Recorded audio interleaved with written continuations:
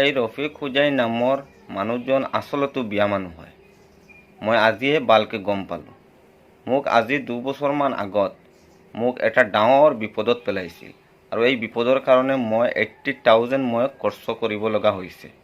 কিন্তু এই মানুহজনৰ কাৰণে, এই ৰফিক হোজাই মানুহজনৰ কাৰণে মই 80,000 খৰচ কৰিব লগা হৈছে।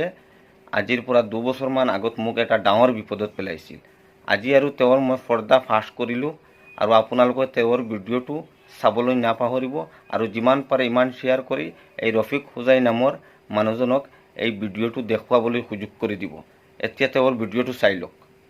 পয়সা নিচে টাকা 3,000 আর আশ লাগে বলে রফিক হুজাই ভিডিও বানাইতে ও তো সত্যি গাল ফাটাই দিবি আর একদিন এটা বদমাশি বহুত বদমাশি করছো তোর বহুত মনে রাখিস তো রফিক হুজাই খবরদার ও যে আপনারা ভিডিও বানায় যায় রফিক হুজাই আপনারা সবাই ভিডিও দেখুন এগো বহুত খবিস মানুষ সীমা নাই ওলা খবিস মানুষ বন্ধু অকল একজন আলিমরে লইয়া তুচ্ছ তাচ্ছিল্য করিয়া তার একটা ফেক আইডি দিয়া ভিডিও বানাইছে 2 দিন আগে।